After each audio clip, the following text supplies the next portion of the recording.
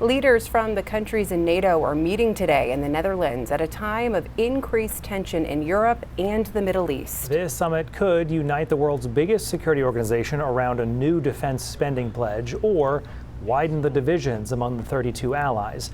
NBC's Garrett Hake reports from the Netherlands.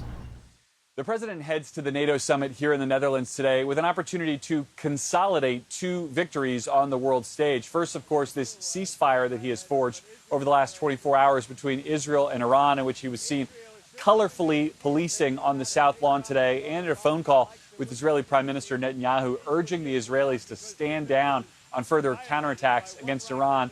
And then on a longer-term issue, one that has always bothered this president, Europe's defense of itself.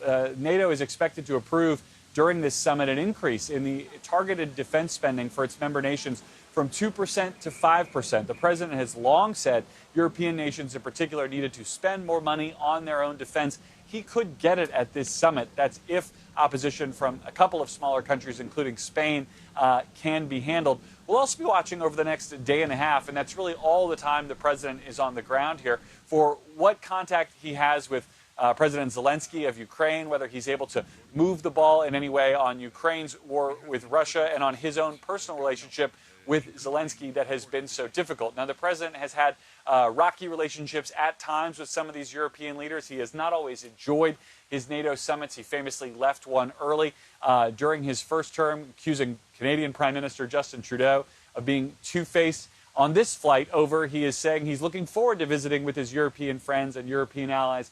A different time and place for a president who has long had strained relationships with Europe, but who can come in to this summit today and tomorrow, claiming some victories on the world stage and pushing Europe more towards his agenda for what that stage should look like going forward.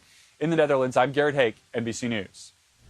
The conflict involving Israel, Iran, and the United States is also making an impact on Ukraine, which is still besieged by Russian troops and desperately needs weapons and ammo that have been diverted to the Middle East.